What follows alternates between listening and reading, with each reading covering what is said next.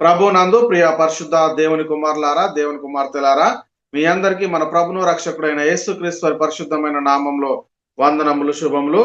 అదేవిధంగా ఈ United Bible academy వ్యవస్థాపకులు డాక్టర్ ఎన్ రంగారావు గారికి నా హృదయపూర్వక వందనాలు చెల్లిస్తున్నానండి. ఈరోజు మనం నేర్చుకున్నటువంటి అంశము ఏమిటి అని మనం పరిశీలన చేస్తే ప్రియులారా, క్రీస్తు పునరుత్థానములో క్రైస్తవానికి కలిగినటువంటి ఆశీర్వాదములు ఏంటనేవి ఈరోజు మనం ఈ వాక్యం ద్వారా దేవుని మహిమపడతాం. అయితే ప్రియులారా, మొట్టమొదట మనము ఈ అంశాన్ని మనం ఎందుకు నేర్చుకోవాలి అని మనం పరిశీలన చేస్తే, ఈరోజు నేడు క్రైస్తవ సమాజంలో జరుగుతుంది ఏంటంటే, ఈరోజు ఈస్టర్ పండుగ అంటే క్రీస్తు పునరుత్థాన దినంలో వీళ్ళు ఎక్కడికి వెళ్తా ఉన్నారు అనేది మనం మొట్టమొదట గుర్తుంచుకుందాం ఫస్ట్. అయితే ప్రియులారా, యేసుక్రీస్తు వారు మృతి పొంది సమాధి చేయబడి లేఖనం ప్రకారం 3వ దినం తిరిగి లేచి నేటికి ఇప్పుడు 2026 సంవత్సరంలో మనం ఉన్నాము. అంటే ప్రియులారా, ఇప్పటికి కూడా వీళ్ళు ఇంకా ఎక్కడికి వెళ్తున్నారని మనం పరిశీలన చేస్తే, ఇప్పటికీ కూడా పెందల కడన లేచి సమాధుల యొద్దకు వెళ్ళి వాళ్ళందరూ అక్కడ ఏమో జరిగిస్తున్న పరిస్థితి మనం చూస్తున్నాం. అసలు ఎందుకు వీళ్ళు ఇలా చేస్తా ఉన్నారు అసలు అనేది మనం పరిశీలన చేస్తే, వాళ్ళు బైబిల్ గ్రంథంలో ఆనాడు యేసుక్రీస్తు మృతుల నుండి తిరిగి లేచినటువంటి పరిస్థితుల్లో ఆ రోజు కొంతమంది స్త్రీలు కూడా వెళ్ళారు. ఇప్పుడు దాన్నే కంటిన్యూగా చేస్తూ వీళ్ళు కూడా అదే పరిస్థితిని జరిగిస్తున్న పరిస్థితిని మనం చూస్తున్నాం. చూడండి ఎక్కడికి తీసుకెళ్తా ఉన్నాడు ఒకసారి పరిశీలన చేస్తే, లూకాసు వార్త 24వ అధ్యాయము 5వ వచనంలో మనం పరిశీలిస్తే ప్రియులారా, ఆదివారంన తెల్లవారుచుండగా స్త్రీలు తమ సిద్ధపరిచిన సుగంధ ద్రవ్యములు తీసుకొని సమాధి యుద్ధకు వచ్చి సమాధి ముందర ఉండిన రాయిని దొరలింపబడి ఉండుట చూసి లోపలికి వెళ్ళిరు గాని ప్రభువైన యేసు దేహము వారికి కనబడలేదు. ఇందును గురించి వారికి ఏమీ తోచుచుండగా ప్రకాశమానమైన వస్త్రం ధరించిన 2 మనుషులు వారి యొద్ద నిలిచుండిరి. వారు భయపడి ముఖమును నేల మోపి ఉండగా వారు సజీవుడైన వానిని మీరెందుకు మృతులలో వెతుకుచున్నారు? ఏంటంటే సజీవుడు అయిన వాణిని మీరు ఎందుకు మృతులలో వెతుకుచున్నారు అన్నటువంటి విషయాన్ని అక్కడ దేవదూతలు తెలియజేశారు. అసలు వీళ్ళకి ఏమి జ్ఞాపకం లేదు. ఈరోజు ఇంకా ఎవరికి ఏం అర్థం అవ్వట్లేదు అంటే ఇక్కడ చెప్తున్నాడు 6వ వచనంలో, ఆయన ఇక్కడ లేడు, ఆయననే లేచున్నాడు. ఆయన ఇంకా గలిలయ నుండి ఉన్నప్పుడు మనుష్య కుమారుడు పాపిష్టులైన మనుషుల చేతికి అప్పగింపబడి సిలువ వేయబడి 3వ దినమందు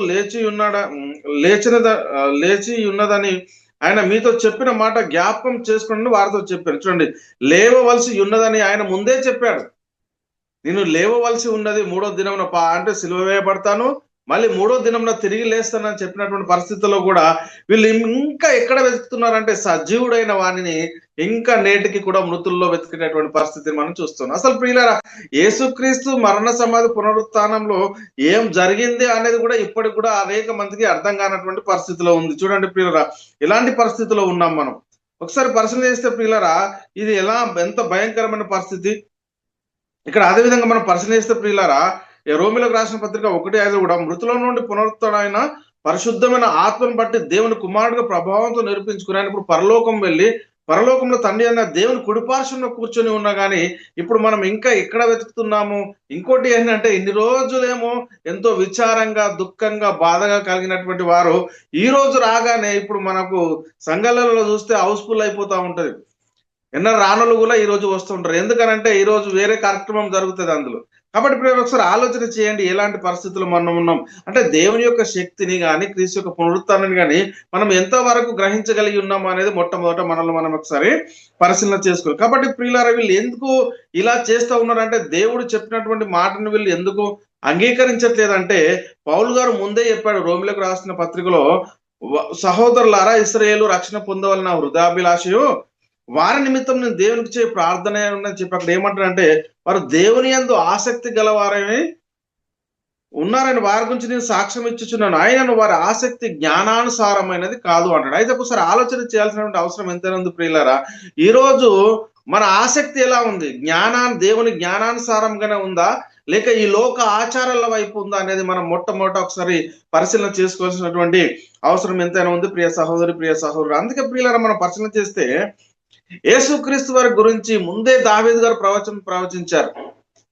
అయినా కానీ ఇంకా కూడా అంటే ఆ రోజు వాళ్ళకు ఒక నానుడు ఉంది కాబట్టి సిద్ధపరచు దినం వెళ్ళాలి కాబట్టి వాళ్ళు ఏదో తెలిసి తెలియక చెప్పాడు. యేసుక్రీస్తు వారు ముందుగానే చెప్పాడు, ఆల్రెడీ నేను తిరిగి లేస్తానని చెప్పిన నమ్మనటువంటి పరిస్థితుల్లో ఆ స్త్రీలు కొంతమంది ఆ రోజు వెళ్ళారేమో. ఇప్పటికీ కూడా ఇంకా దాన్ని యథావిధిగా జరిగిస్తున్న పరిస్థితిని కూడా మనం చూస్తున్నాం. ఎంత భయంకరం, ఒకసారి ఆలోచన చేయండి. అందుకే ముందే దావీదు గారు ప్రవచించారు యేసుక్రీస్తు పునరుత్థానం గురించి. ఏమంటున్నాడు ఇక్కడ అపోస్తుల కార్యములు 2:31 క్రీస్తు పాతాళంలో విడవబడలేదనియో ఆయన శరీరము కుళ్ళిపోలేదనియో దావీదు ముందుగా తెలుసుకొని ఆయన పునరుత్థానం గురించి మరి చెప్పాడు. ఆయన పునరుత్థానం గురించి ముందే ప్రవచనాలు ఉన్నాయి. ఆయన మన కోసం ఈ లోకానికి రావాలి, ప్రతి వారి రక్షణ నిమిత్తం తన రక్తాన్ని చిందించాలి, ఆయన చనిపోవాలి, పాతి పెట్టబడాలి, మళ్ళీ తిరిగి 3వ దినంలో లేస్తారని చెప్పినటువంటి పరిస్థితుల్లో కూడా అనేక మందికి దేవుని యొక్క శక్తి కూడా ఇప్పటికి కూడా అర్థం కానటువంటి పరిస్థితిలో ఉన్నారు. కాబట్టి ప్రియులారా, ఇక్కడ మనం పరిశీలన చేసుకుంటే అందుకే ఇక్కడ అపోస్తులు చెప్తున్నటువంటి మాట ఏంటంటే, దేవుడు యేసును లేపి పితరులకు చేసిన వాగ్దానము మన పిల్లలకు నెరవేర్చున్నాడు, మీకు సువార్త ప్రకటించున్నామని చెప్తున్నాడు. అంటే దేవుడు ఏదైతే వాగ్దానం చేశాడో ఆ వాగ్దానం నెరవేర్పు అనేది జరిగిపోయింది అనేది మనం మొట్టమొదట గుర్తించుకోవాల్సిన అవసరం ఎంత ఉంది. కాబట్టి ప్రియులారా, ఇంకోటి ఏంటి అని అంటే, సమయేలు మొదలుకొని ఎందరు ప్రవక్తలు ప్రవచించరో వారందరూ ఈ దినంను గూర్చి ప్రవచించరని చెప్తున్నటువంటి లేఖనాన్ని కూడా మనము చాలా జాగ్రత్తగా పరిశీలన చేయాలి. అంటే క్రీస్తు పునరుత్థానంలో మనకు ఏం జరిగింది అనే దాన్ని మొదట మనం గ్రహించాలి, కానీ దాన్ని విడిచిపెట్టి లోకాచారాల వైపు మనము ఎక్కువ సమయం గడుపుతున్నట్టు, లోకంలో పడిపోతున్నట్టు మనకు కనబడతా ఉంది. ఎలాంటి పరిస్థితుల్లో ఉన్నాం ఒకసారి మనం పరిశీలన చేయాలి. అందుకే అపోస్తులు ఏమంటున్నారంటే, ఇదిగాక అపోస్తులు బహుబలంగా ప్రభు అయిన యేసు పునరుత్థానం గురించి సాక్ష్యం ఇచ్చిరి అంటాడు. అంటే వాళ్ళు ప్రకటించినటువంటి సువార్త, అపోస్తులు ప్రవక్తలు ప్రకటించినటువంటి సువార్త ఏంటంటే యేసుక్రీస్తు పునరుత్థానం గురించి ప్రకటించారు. వారు ఒకరోజు మాత్రమే ప్రకటించలేదు ప్రియులారా, ఒకరోజు మాత్రమే కాదు, ప్రతి దినము. అంటే సువార్త అంటే ఏంటో ఈరోజు తెలియనటువంటి పరిస్థితిలో ఉన్నారు. సువార్త అంటే యేసుక్రీస్తు మరణ సమాధి పునరుత్థానాలను తెలియజేసేదే సువార్త. ఆ సువార్తల్లో ఉంది దేవుని శక్తి. అందుకే సిలువను గుర్చినటువంటి వార్త నశించుచున్న వారికి వెర్రితనం, కానీ రక్షించబడుతున్న మనకు దేవుని శక్తి. అంటే దేవుని శక్తి ఎందులో ఉంది అని అంటే సిలువను గుర్చినటువంటి వార్తలో ఉంది. సిలువను గుర్చినటువంటి వార్త మనం ఎంత మట్టుకు గ్రహించగలుగుతా ఉన్నాము అనేది ఒకసారి మనల్ని మనమే పరిశీలన చేసుకోవాలి. అందుకే ప్రియులారా, అపోస్తులు బహుగా ఏం చేశారంటే క్రీస్తు యొక్క పునరుత్థానం గురించి వారు ప్రకటన చేసినట్టుగా మనం చూస్తా ఉన్నాం. అందుకే అపోస్తులు ఇంకో మాట ఏం చెప్తున్నాండి, మీరు జీవాధిపతిని చంపితిరి గాని దేవుడు ఆయనను మృతులలో నుండి లేపాడు. ఎప్పుడు జరిగింది కార్యక్రమము అనేది మనం చాలా జాగ్రత్తగా మనం పరిశీలన చేసుకోవాలి. అంతే తప్ప ఇంకా ఇంకా ఇంకా ఇది చూడండి పిల్లలు, యేసుక్రీస్తు ఈ 40 రోజులు ఉపవాసాలు ఉంటూ ఎలాంటి పరిస్థితుల్లో గడుపుతా ఉన్నారు చూడండి. అంటే ఆయన ఏదో బలహీనుడు అయినట్టుగా, ఆయన ఏదో చాతగానట్టుగా, ఆయనను మరి అన్యాయంగా సిలువ వేసినట్టుగా చూస్తారు. అంటే ఈ లోకంలో యేసుక్రీస్తు వారిని ముట్టేటటువంటి అధికారము ఈ మనుషులకు ఎవరికి కూడా ఇవ్వబడలేదు. తండ్రి ఆజ్ఞ ఇప్పిస్తే తప్ప. ఆయన తనంతట తానే జీవం గలవాడు. చూడండి, మన పరిస్థితిని ఆలోచన చేయాలి. ఆయన వచ్చినటువంటి ఎందుకు వచ్చాడు అనేది మనం పక్కన పెట్టేసి ఏం చేస్తున్నాము అనేది మనం ఒకసారి మనల్ని మనమే ఆలోచన చేసుకోవాల్సిన పరిస్థితి ఎంత. ఆయన వచ్చిందే నా పాపాల కోసము, మృతి పొంది సమాధి చేయబడాలి, లేఖన ప్రకారం అనేక పాపాలను మరి తీసివేయాలంటే, సర్వమానవాళికి ఆత్మ రక్షణ కావాలంటే ఆయన మన కోసం రావాలి, సిలువలో రక్తాన్ని చిందించాలి, ఆయన మరణించాలి, సమాధి చేయబడాలి, లేఖనముల ప్రకారం మరణాన్ని నిరార్థకం చేసి జీవాన్ని అక్షయతను మళ్ళీ సువార్త వల్ల వెళ్ళు. అంటే అలాంటి పరిస్థితుల్లో మనం పరిశీలన చేసే లేఖనాన్ని మనకు ఎట్లా అర్థమవుతుంది అనేది మొట్టమొదట మనం ఒకసారి పరిశీలన చేసుకోవాలి. అయితే ప్రియులారా, ఈ యేసును దేవుడు లేపిన దీనికి మేమందరము సాక్షులము. వారు ప్రకటించిన సువార్త అదే. ఏదో ఒకరోజు మాత్రమే కాదు ప్రియులారా, ఒకసారి ఆలోచన చేసుకోండి. ఒకరోజు మాత్రమే కాకుండా, ఆచారంగా కాకుండా వాళ్ళు క్రీస్తు యొక్క మరణ సమాధి పునరుత్థానాలనే ప్రకటించారు. అందులోనే దేవుని శక్తి ఉంది. అందుకే మరణము ఆయనను బంధించి ఉంచుట అసాధ్యం కనుక దేవుడు మరణ వేదనను తొలగించి ఆయనను లేపాడు అని చెప్తున్నటువంటి పరిస్థితిని మనం చూస్తూ ఉన్నాం. మృతుల నుండి తిరిగి లేచిట్లు ఆయన మొదటివాడు. ఆలోచన చేయండి ప్రియ సహోదరు, ప్రియ సహోదరుడా, మీరు మ్రానున వేలాడి సంహరించిన యేసును మన పితరుల దేవుడు లేపెను అంటాడు. లేపాడు, ఆయన లేచి ఉన్నాడు. ఇప్పటికీ ఎన్ని సంవత్సరాల ముందో లేచి ఉంటే ఇప్పటికి కూడా మనము ఏ కార్యక్రమాలు జరిగిస్తా ఉన్నాం సంఘంలో అనేది మనల్ని మనం ఒకసారి పరిశీలన చేసుకోవాలి. కాబట్టి ప్రియులారా, క్రీస్తు శ్రమపడి మృతుల పునరుత్థానం పొందిన వానిలో ఆయన మొదటివాడు. అప్పటి వరకు ఎవడును ఏ విధం చేతనైనను తన సహోదరుని విమోచింపలేనటువంటి పరిస్థితిలో ఉన్నాడు. ఎందుకంటే వాడు నిత్యము బ్రతుకున్నట్లు దేవుని సన్నిధిలో వాని నిమిత్తం ప్రాయచితం చేయగలవాడు ఎవడు కూడా లేడట. వాని ప్రాణ విమోచన ధనము బహు గొప్పది, అది ఎన్నటికి తీరక అట్లుండవలసింది. అలాంటి పరిస్థితుల్లో దేవుడు యేసుక్రీస్తు వారిని ఈ లోకానికి పంపించి మన కోసము క్రీస్తును బలిగాను అర్పణగాను అప్పగించి మనకు రక్షణను సిద్ధపరిచి నేటికి ఇన్ని సంవత్సరాలు అవుతున్నా గాని ఇప్పటికి కూడా మనము ఏమి గ్రహించలేకపోతున్నాము అనేది మొట్టమొదట మనల్ని మనం ఒకసారి పరిశీలన చేసుకోవాలి. ఇక్కడ చూద్దాం, అపోస్తుల కార్యములు 26వ అధ్యాయము 22వ వచనంలో మనం పరిశీలన చేస్తే, ఆయనను నేను దేవుని వలన సహాయం పొంది నేటి వరకు నిలిచి ఉంటుని క్రీస్తు శ్రమపడి మృతుల పునరుత్థానం పొందిన వారిలో మొదటి వాడగుట చేత అంటాడు. చూడండి, మృతుల పునరుత్థానం పొందిన వారిలో ఆయన మొదటి వాడు అని మనం మొట్టమొదట గుర్తించుకోవాల్సినటువంటి అవసరం ఎంతైనా ఉంది. అదేవిధంగా ప్రియులారా, యేసును బట్టి మృతుల నుండి పునరుత్థానం కలుగుని ప్రకటించడం చూసి అనేక మంది ఆ రోజే కలవరపడ్డారు. అంటే ఈ రోజు ఏ వార్త మరుగైపోతుంది అనేది మనం మొట్టమొదట గుర్తించుకోవాలి. ఏ వార్త ఎప్పటి నుంచి ఎప్పటి వరకు మరుగైపోతుంది అంటే సంవత్సరానికి ఒకసారేనా క్రీస్తు పునరుత్థానాన్ని జ్ఞాపకం చేసుకోవడము? అపోస్తులు ఏం ప్రకటించారు అనేది ఇక్కడ మనం పరిశీలన చేస్తే ప్రియులారా, ఇక్కడ అపోస్తుల కార్యంలో 4వ అధ్యాయం 1 నుంచి 2 వచనాలు మనం పరిశీలన చేస్తే, వారు ప్రజలతో మాట్లాడుచుండగా యాజకులను దేవాలయపు అధిపతియు సద్దుకయ్యులను వారు ప్రజలకు బోధించుటయు యేసును బట్టి మృతులలో నుండి పునరుత్థానం కలుగునని ప్రకటించుటయు చూసి కలవరపడి వారి మీదకి వచ్చినటువంటి పరిస్థితిని మనం చూస్తా ఉన్నాం. అంటే ఎప్పుడు మనం క్రీస్తు సిలువను గురించినటువంటి సువార్తను ప్రకటించాలి అంటే, సువార్త అంటే ఏంటి? ఇంతవరదాకా మీరు ఏడవండి రొమ్ము కొట్టుకోండి అని చెప్పి మళ్ళీ ఈ 2 రోజులు కాగానే మళ్ళీ ఆయన లేచాడు అని చెప్తూ ఆ రోజు ఏమో ఇంకా మనం పరిశీలన చేస్తే లోకాచారాన్ని చూస్తే మనకు దేవుడి యొక్క చిత్తం ఏంటి, అసలు మీరు చేస్తుంది ఏంటి అనిపిస్తుంది.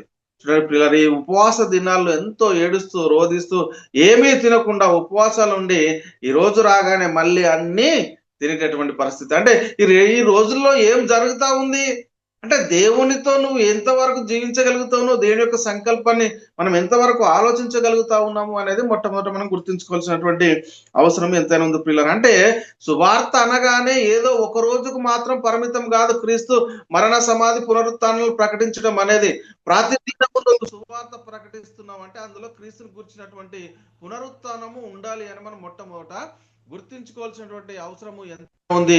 ప్రియ సహోదరి, ప్రియ సహోదరుడు, ఒకసారి ఆలోచన చేయండి ప్రియులారా, మనం ఎలాంటి పరిస్థితిలో ఉన్నాము అనేది మొట్టమొదట మనల్ని మనమే గుర్తించుకోవాలి. ఒకసారి ఇక్కడ మనం పరిశీలన చేస్తే, ఇక్కడ కొరింథీయులకు రాస్తూ చెప్తున్న అపోస్తలుడైన పౌలు గారు ఏం చెప్తున్నారంటే, ఇప్పుడైతే నిద్రించిన వారిలో ప్రథమ ఫలంగా క్రీస్తు మృతుల నుండి లేచి ఉన్నాడు. ఎప్పుడు లేచి ఉన్నాడు అనేది మనం మొట్టమొదట గుర్తించుకోవాల్సిన అవసరం ఎంత ఉంది. కాబట్టి ప్రియులారా, మనుషుని ద్వారానే మృతుల పునరుత్థానం కలిగింది. అంటే మనుషుని ద్వారా మరణం వచ్చింది కనుక మనుషుని ద్వారానే మృతుల పునరుత్థానం అనేది కలిగింది. ఈ మృతుల పునరుత్థానం అనేది అపోస్తలులు ఎప్పుడు ప్రకటించారంటే, అంటే సమయమందును అసమయమందును ఆ సువార్త ప్రకటిస్తేనే వారిని అడ్డగించారు. ఆ సువార్త ప్రకటిస్తేనే వారు అడ్డగించారు. అందుకే క్రీస్తు మృతుల నుండి తిరిగి లేవటంలో మనకు కానీ ఇప్పుడు నేడు క్రీస్తుని అంగీకరించిన సర్వలోకానికి కలిగినటువంటి ఆశీర్వాదం ఏమిటి అనేది ఇప్పటికి కూడా చాలా మందికి అర్థం కానటువంటి పరిస్థితిలో ఉంది. కేవలం అది ఒక రోజుకు మాత్రమే పరిమితం చేశారు. ఎలాంటి పరిస్థితిలో ఉన్నారు ఒకసారి ఆలోచన చేయండి ప్రియ సహోదరి, ప్రియ సహోదరుడు. అంటే మృతుల నుండి పునరుత్థానుడు అయిన యేసుక్రీస్తు కలిగి ఉన్నటువంటి సర్వాధికారం ఏంటి? ఇప్పుడు ఆయన ఇంకెక్కడ చూస్తూ ఉన్నారండి? ఇంకా ఆయన ఒకేసారి ఆ పని చేసి ముగించేస్తే ఇప్పటికీ ఇంకా ఆయనను ప్రతి సంవత్సరం సిలువ వేయడము, సిలువ మీద నుంచి దించడము, మళ్ళీ ఆయన పునరుత్థానం కోసము ఎదురు చూడడం, ఇదే జరుగుతూ ఉంది నేటికి కూడా. ఇప్పుడు ఆయన ఎక్కడున్నాడు అన్నది తెలియనటువంటి పరిస్థితిలో ఉన్నారు. ఇప్పటికి కూడా అయోమయ పరిస్థితి. ఆయన ఎక్కడున్నాడండి? ఇక్కడ యేసుక్రీస్తు ఆయన మృతి పొంది సమాధి చేయబడి లేఖనం అంటే పరిశుద్ధమైనటువంటి ఆత్మను బట్టి దేవుని కుమారుడిగా ప్రభావంతో నిరూపించుకున్నటువంటి పరిస్థితుల్లో ఆయన ఎక్కడున్నాడు? ఇప్పటికి మనం ఆయనను ఎక్కడ చూస్తూ ఉన్నాం చూడండి ప్రియులారా.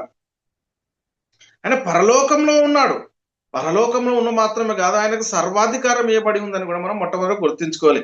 పరలోకంలో తండ్రి కుడిపార్శ్వంలో ఉన్నటువంటి యేసుక్రీస్తు వారిని, 3 లోకాల్లో అధికారం కలిగినటువంటి యేసుక్రీస్తు వారిని ఇప్పుడు మనం ఎక్కడ చూస్తూ ఉన్నామంటే బలహీనుడిగా సిలువ మీద చూసి ఆయనను మళ్ళీ ఆయన పునరుత్థానం కోసం ఇప్పుడు ఎదురు చూస్తున్నటువంటి పరిస్థితిని చూస్తా ఉన్నాం.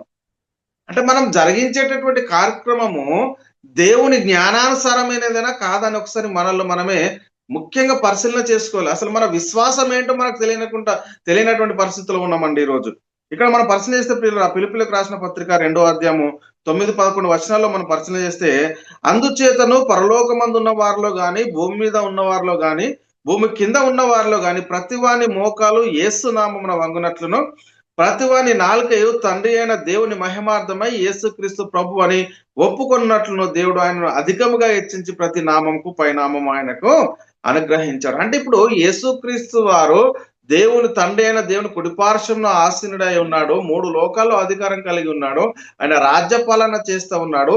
ఇప్పుడు ఆయనను మనం ఇంకా బలహీనునిగా చూస్తూ, ప్రతి సంవత్సరం సిలువెక్కిస్తూ, ప్రతి సంవత్సరం ఆయనను చంపుతూ, మళ్ళీ దించుతూ, మళ్ళీ సమాధి చేస్తూ, మళ్ళీ పునరుత్థానం కోసము ఎదురు చూస్తూ, ఆ ఒక్క రోజే క్రీస్తు యొక్క పునరుత్థానాన్ని గురించినటువంటి లేఖనాలను ప్రకటిస్తూ ఉంది.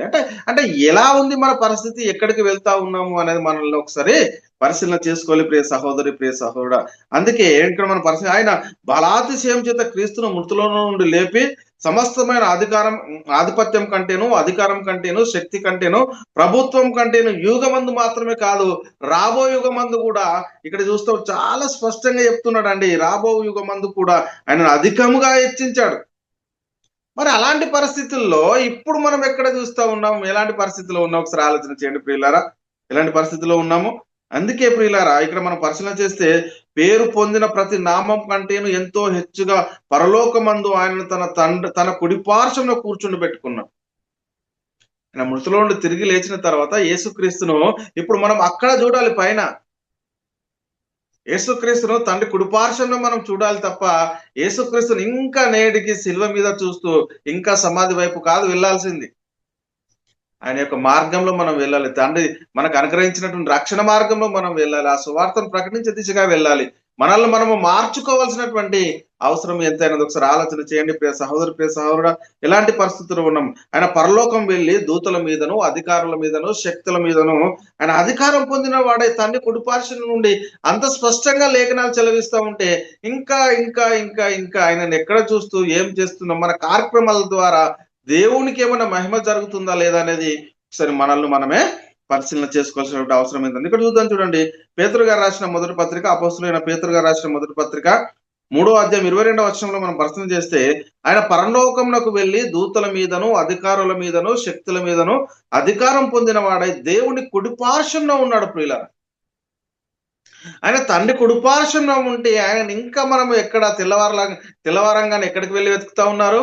సమాధుల యుద్ధకు వెళ్ళి వెతుకుతా ఉన్నారు, శిలువ మీద వెతుకుతా ఉన్నారు, ఆయన శ్రమలలో వెతుకుతా ఉన్నారు. కానీ ఆయన వెతకాల్సింది ఎక్కడ, ఆయన ఉన్నది ఎక్కడ అనేది కూడా ఇంకా మనకు అర్థం కాకపోతే ఎలా చెప్పండి? యేసుక్రీస్తు వారు ఒకేసారి ఆ పని చేసి ముగించాడు ప్రియులారా, ఒకేసారి పని చేసి ముగించాడు. మనం పరిశీలన చేస్తే క్రీస్తు చేసే ముఖ్యమైన మూలరాయి ఉండగా, అపోస్తులు ప్రవక్తలు వేసిన పునాదిలో ఎక్కడ కూడా అపోస్తులు క్రీస్తు యొక్క శ్రమల దినాలు గాని వీటిని ఎక్కడ కూడా జరిగించినట్టుగా మనం చూడం. వాళ్ళు ప్రతి క్షణము ప్రకటించింది క్రీస్తు యేసు మరణ సమాధి పునరుత్థానములను. మీరు దేవుడు లేపాడు, మీరు సిలువ చేసిన దేవుడు ప్రభువాని క్రీస్తుని నియమించాడు, లేపాడు. క్రీస్తుని బట్టే మృతుల పునరుత్థానం అని వాళ్ళు సువార్త ప్రకటించి సంఘాన్ని సిద్ధపరిచి అనేక మంది ఆత్మను రక్షిస్తే, నేడు మనం ఇప్పుడు సమాధుల తోటల పట్టు తిప్పుతా ఉన్నారు మనుషులను. ఒకసారి ఆలోచన చేయండి ప్రియ సహోదరి, ప్రియ సహోదరుడు, మన విశ్వాస జీవితము ఎక్కడికి వెళ్తా ఉంది? ఆయన సమస్త ప్రధానులను, అధికారులకు ఆయన శిరస్సు అయి ఉన్నాడు. ఆయన అంతటి మహిమలో ఉన్నాడు. ఆయన మహిమను గుర్తించాలి మనం.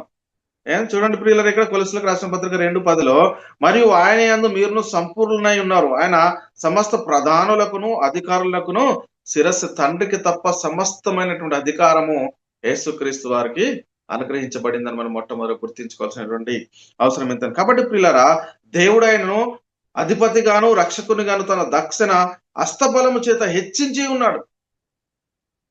ఇప్పుడు కాదు, ఎప్పుడో ఆయన ఇప్పటికి నేటికి 2026 సంవత్సరాలు కాబోస్తుంది. ఆయన తండ్రి సన్నిధికి మళ్ళీ మన కోసం వచ్చి ప్రాణం ఇచ్చి తిరిగి లేచి తండ్రి కుడి పార్శ్వంలో కూర్చుండి ఆయన మన కోసం విజ్ఞాపన చేస్తూ రాజ్యపాలన జరిగిస్తున్నటువంటి పరిస్థితుల్లో ఆయన రెండో రాకడ కొరకు కనిపెట్టుకోవాల్సినటువంటి మనం, నా ఇంటి అనేక నివాసాల స్థలములు కలవు, నేను వెళ్తా ఉన్నాను, మీకు స్థలం సిద్ధపరచ వెళ్తా ఉన్నాను, మళ్ళీ వస్తాను, వచ్చి నేనుండి స్థలంలో మిమ్మల్ని తీసుకెళ్తానని యేసుక్రీస్తు వారు చెప్పారు.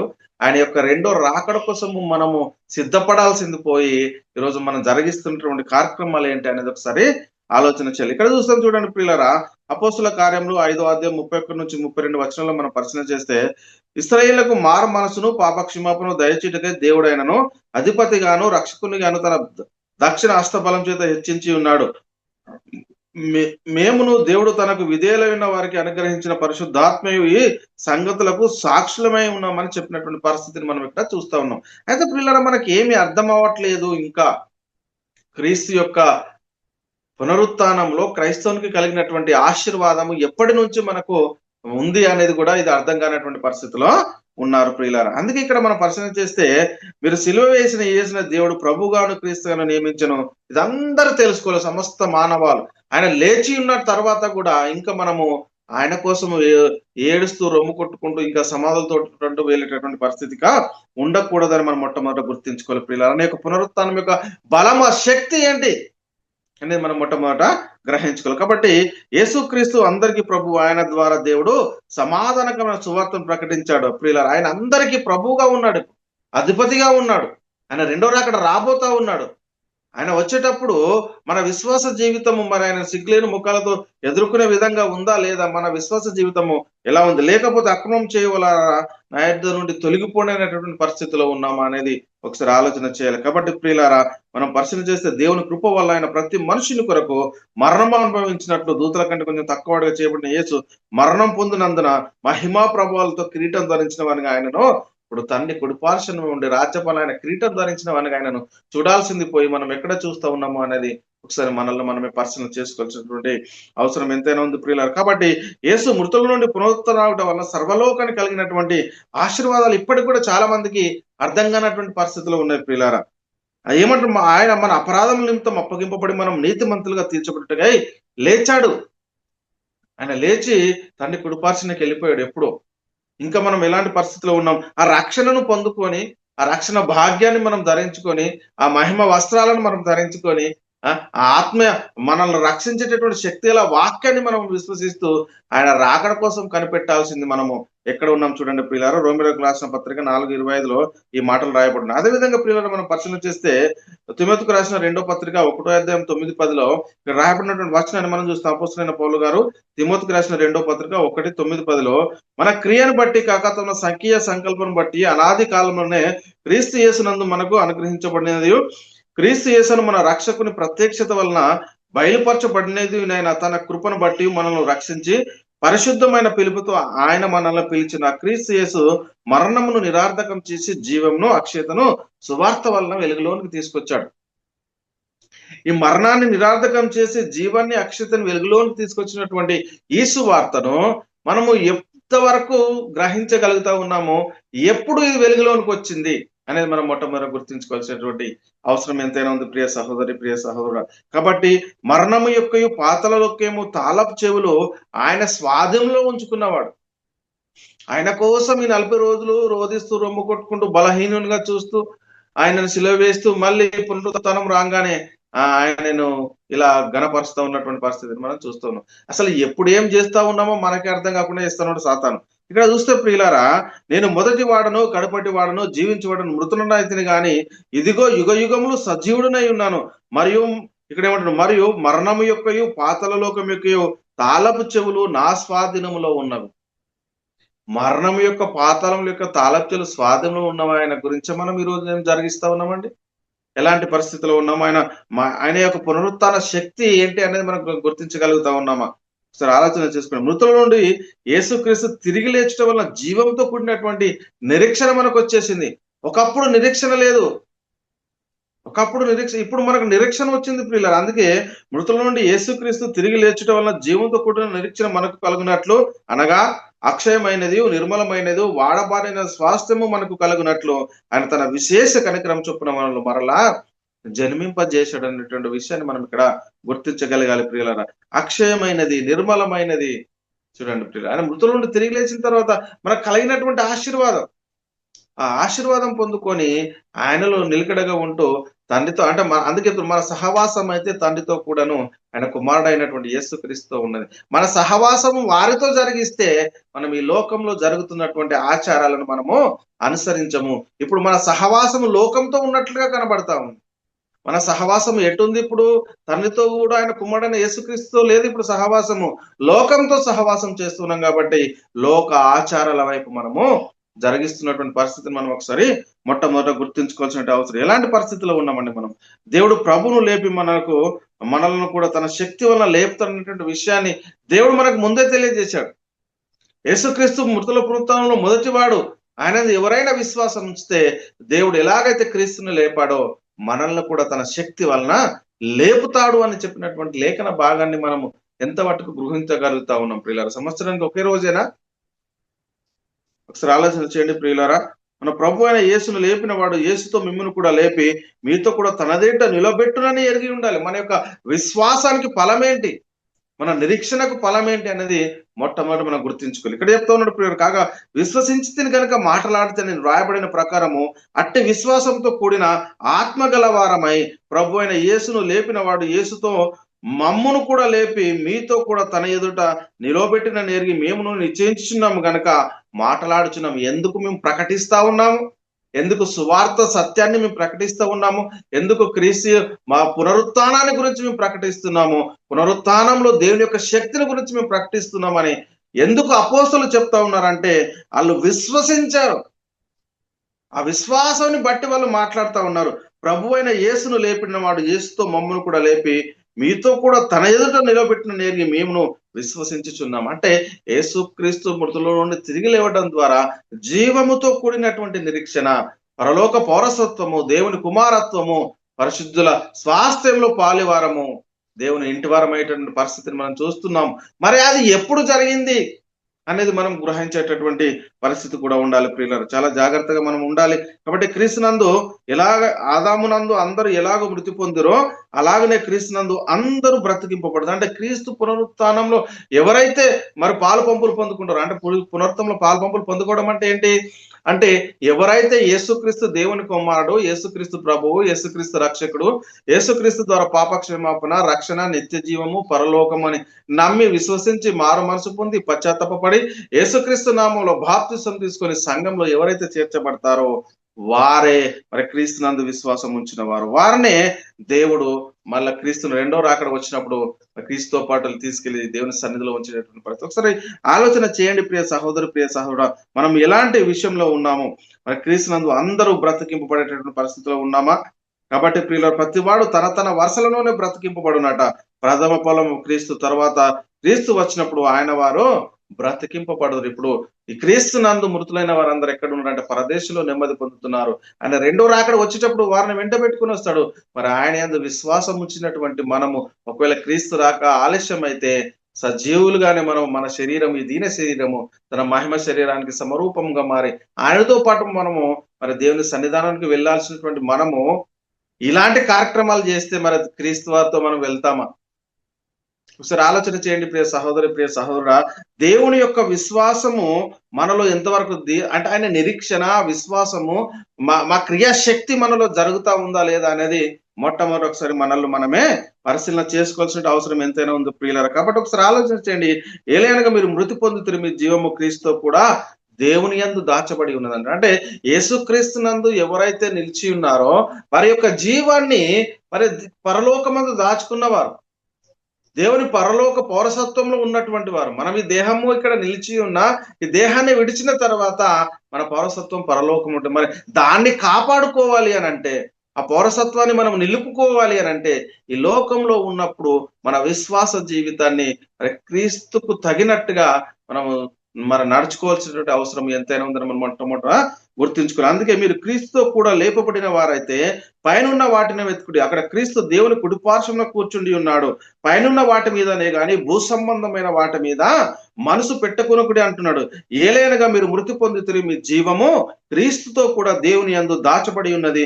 మనకు జీవమైన క్రీస్తు ప్రత్యక్షమైనప్పుడు మీరును ఆయనతో కూడా మహిమయందు ప్రత్యక్షపరచబడుదురు. ఇదండి మన నిరీక్షణ.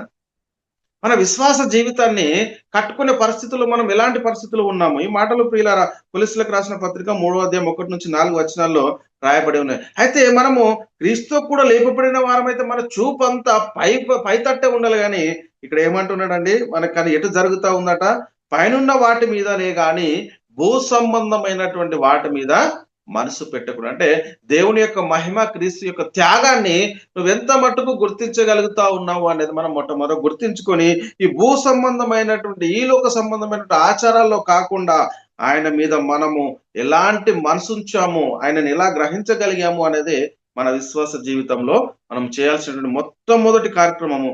మన విశ్వాస జీవితం ఎలా బలపడతా ఉంది అనేది ఒకసారి పరిశీలన చేసుకోవాలి. అందుకే భూ సంబంధమైన వాటి మీద మనసు పెట్టుకున్నట్టు ఏలయనగా మీరు మృతి పొందితిరి, మీ జీవము క్రీస్తుతో కూడా దేవుని యందు దాచుకున్నటువంటి వారు. మరి మనము ఆయన దగ్గరికి వెళ్ళాలి, ఆయన సన్నిధిలోనికి వెళ్ళాలి అని అంటే మన విశ్వాస జీవితము భూ సంబంధమైన వాటి మీద మనసు పెట్టకూడదని చెప్పినట్టు పరిస్థితి మనం ఇక్కడ చూస్తూ ఉన్నాం. కాబట్టి ప్రియులారా, పరలోకమందు మీ కొరకు ఉంచబడిన నిరీక్షను బట్టి యేసుక్రీస్తునందు మీకు కలిగి ఉన్న విశ్వాసం గూర్చి, పరిశుద్ధులందరి మీద మీకున్న ప్రేమను గూర్చి మేము విని ఎల్లప్పుడు మీ నిమిత్తం ప్రార్థిస్తాం. అంటే పరలోకమందు మీ కొరకు ఉంచబడి ఉన్నటువంటి నిరీక్షణను బట్టి అంటాడు. క్రీస్తునందున్న మీకు కలిగి ఉన్నటువంటి విశ్వాసము, మన క్రీస్తునందున్నటువంటి విశ్వాసం ఈరోజు ఎక్కడికి వెళ్ళిపోతుంది అనేది మనం మొట్టమొదటి గుర్తించుకోవాలి. గుడ్ ఫ్రైడే రాకముందు 40 రోజులు ఉపవాసాలు, ఆ తర్వాత ఈస్టర్ పునరుత్థానం, ఇంకా ఇటే వెళ్ళిపోతుంది మన విశ్వాసం. అంతే తప్ప మన విశ్వాస జీవితము మరి ప్రభువునందు ఉన్నదా లేదా అనేది ఒకసారి మనలో మనమే పరిశీలన చేసుకోవాల్సిన అవసరం ఎంతైనా ఉంది. కాబట్టి ప్రియులారా, మన ప్రభువు యేసుక్రీస్తు యొక్క తండ్రి అయిన దేవుని కృతజ్ఞతాస్తుతులు చెల్లించున్నాము అంటాడు. మన పరిస్థితి ఎలా ఉంది ఒకసారి ఆలోచన. మీ ఎదుకు వచ్చిన సువార్త సత్యంను గూర్చిన బోధ వలన ఆ నిరీక్షణ గురించి మీకు ఇంతకు ముందే వింటిరి అంటాడు. అంటే సువార్త సత్యంను గురించినటువంటి బోధ అంటే క్రీస్తు యొక్క మృతుల పునరుత్థానం గురించినటువంటి నిరీక్షణ, ఈ సువార్త వలన వచ్చినటువంటి దాన్ని మనం ఎంతమంది అంగీకరిస్తున్నాము అనేది మొట్టమొదటి ఒకసారి మనల్ని మనమే పరిశీలన చేసుకోవాల్సినటువంటి అవసరము ఎంతైనా ఉంది. ప్రియ సహోదరి, ప్రియ సహోదరు, ఒకసారి ఆలోచన చేయండి ప్రియులారా, మన విశ్వాస జీవితము ఎలా ఉంది. మనం మేలుకొని ఉన్నను, నిద్రపోవచ్చునను, ఆయనతో కూడా జీవించిన నిమిత్తమైన మన అందరి కొరకు మృతి పొందడం. అంటే శరీరంలో ఉన్నా గానీ, శరీరాన్ని విడిచినా గానీ ఆయన వారంగా ఉండాలంటే ఆయనకి ఇష్టానుసారమైనటువంటి జీవితాన్ని మనము జీవించాలి. ఇక్కడ మనం మేల్కొని ఉన్నాను, నిద్రపోచున్న తనతో కూడా జీవించిన నిమిత్తము ఆయన మన కొరకు మృతి పొందాడని చెప్తుంది. కాబట్టి తన శిలువ వలన ఆ దేశంను సంహరించి దాని ద్వారా వీరిద్దరిని ఏక శరీరంగా చేసి దేవునితో సమాధాన పరచవాలని ఇలాగూ చేశాను అంటాడు. కాబట్టి పిల్లలు ఒకసారి ఆలోచన చేయండి. ఆ ద్వేషం ఏదైతే దేవునికి మనకు మధ్యలో ఉన్నటువంటి దాన్ని తీసేశాడు. ఆ ద్వేషాన్ని తీసేసి దేవుని సన్నిధిలో మనల్ని పరిశుద్ధులుగా నిలబెడితే ఆ నిలబెట్టినటువంటి ఆ మహిమను మనం ఎంతవరకు గ్రహించగలుగుతున్నాము అనేది మనం ఒకసారి పరిశీలన చేసుకోవాల్సిన అవసరము ఎంతైనా ఉంది ప్రియులారు. ఇక్కడ మనం పరిశీలన చేసుకుంటే చాలా అద్భుత మాటలు ఇంకా రాయబడి ఉన్నాయి. ఆయన ద్వారానే మనం ఉభయంలో ఒక ఆత్మయందు తండ్రి సన్నిధికి చేరగలుగుతా ఉన్నాం. అంటే క్రీస్తునందు విశ్వాసం ఉంచిన వారు ఎక్కడికి వెళ్తా ఉన్నారంటే తండ్రి సన్నిధి కానీ, మరియు ఆయన వచ్చి దూరస్తులైన మీకును సమీపస్తులైన వారికి సమాధాన సువార్తను ప్రకటించను. ఆయన ద్వారానే మనము ఉభయము ఒక ఆత్మయందు తండ్రి సన్నిధికి చేరగలుగుతున్నాము అనేటువంటి విషయాన్ని మనం ఒకసారి పరిశీలన చేయాలి. అంటే దేవుని సన్నిధిలోనికి మనం చేరాలి అని అంటే క్రీస్తు యొక్క పునరుత్థాన మహిమ యొక్క ఆశీర్వాదాలు ఏంటి అనేది మొట్టమొదట మనకు తెలుసు. అది ఎప్పుడు ప్రవర్తిస్తుంది మనకు? సంవత్సరానికి ఒకే రోజా, లేక సమయమందు ఆ సమయంలో దేవుని యొక్క సువార్త అంటే క్రీస్తుని గురించినటువంటి సువార్త. అంటే ఏ సువార్త అంటే అంటే పౌలు గారు చెప్తారు కదా, కొరింథీ సంఘానికి రాసినటువంటి పత్రికలు 15 అధ్యాయాలు చెప్తాడు, మన పాపముల నిమిత్తం క్రీస్తు మృతి పొందెను, సమాధి చేయబడెను, లేఖనముల ప్రకారము 3వ దినమున. అంటే నేను మీకు ప్రకటించిన సువార్త మీకు తెలియజేసిన, మీరు దాని అందు నిలిచి ఉన్నారు. మీ విశ్వాసము వ్యర్థమైతేనే గాని నేను ఏ ఉపదేశ రూపంగా సువార్త మీకు ప్రకటించుతున్నో ఆ ఉపదేశం మీరు గట్టిగా పట్టుకోవాలని. అంటే యేసు అంటే అపోస్తులు ప్రకటించినటువంటి సువార్త యందు మనం నిలకడగా ఉంటే తప్ప మనము దేవుని రాజ్యానికి చేరలేనటువంటి పరిస్థితి ఉందని మనం మొట్టమొదటి గుర్తించుకోవాలి. అంటే అపోస్తలు ప్రాప్తులు వేసిన పునాదిలో నిలకడగా ఉండాలి. ఆ పునాదిలో మనం కట్టపడాలి. అంతే తప్ప ఈ లోకానుసారమైనటువంటి పరిస్థితులు మనం జరిగించామా దేవునికి దూరాస్తులు అయిపోయేటటువంటి పరిస్థితి మొట్టమొదట మనము గుర్తించుకోవాల్సిన అవసరం ఎంతైనా ఉంది. ప్రియ సహోదరు, ప్రియ సహోదరుడు, ఒకసారి ఆ పరిశీలన చేసుకుని క్రీస్తు పునరుత్థానంలో క్రైస్తవునికి కలిగినటువంటి ఆశీర్వాదం అంటే పరిశుద్ధులతో ఏక పట్టణస్థులను దేవుని ఇంటి వారై ఉన్నారు ప్రియులారు. ఇక్కడ మనం పరిశీలిస్తే కాబట్టి మీరిక మీద పరజనులను పరదేశులై ఉండక పరిశుద్ధులతో ఏక పట్టణస్థులు దేవుని ఇంటివారు. అంటే దేవుని ఇంటి వారైనటువంటి కృప దేవుడు మరి క్రీస్తు పునరుత్థానంలో మనకు కలిగించాడు అనేది మనం మొట్టమొదట గుర్తించుకోవాలి. కాబట్టి ఆయన మనల్ని అంధకార సంబంధమైనటువంటి అధికారంలో నుండి విడుదల చేసి తను ప్రేమించిన తన కుమారుని యొక్క రాజ్య నివాసులుగా మనల్ని చేశాడు అనేది మొట్టమొదట మనము గుర్తించుకోవాలి ప్రియులారా. కాబట్టి ఒకసారి ఆలోచన చేయండి. ఇప్పుడు మన పౌరస్థితి ఎక్కడ ఉందంటే, మన పౌరస్థితి పరలోకమంది, అక్కడ నుండి మన ప్రభు అయిన యేసుక్రీస్తును రక్షకుని నిమిత్తము కనిపెడతా ఉన్నాం. మన పౌరస్థితి పరలోకంలో ఉంది. ఆయన తండ్రి కుడిపార్శ్వంలో ఉన్నాడు. అది మన నిరీక్షణ. ఆయన వచ్చినప్పుడు ఆయనతో పాటు మనల్ని తీసుకెళ్తాడు. ఒకవేళ నేను ముందే నిద్రిస్తే, ఆయనకి ఇష్టానుసారంగా నిద్రిస్తే పరదేశంలో ఉంటాను. ఒకవేళ ఆయన వచ్చేంత వరకు నేను సజీవునిగా ఉంటే, ఈ శరీరమే, ఈ దీన శరీరం తన మహిమగల శరీరానికి సమరూపంగా మారి ఇక్కడ నుండి నేను పరలోకానికి వెళ్తానని ఒక నిరీక్షణ, ఆ నిరీక్షణ అనేది మనకు మొట్టమొదట. అందుకే మన పౌరస్థితి పరలోకమందు ఉన్నది.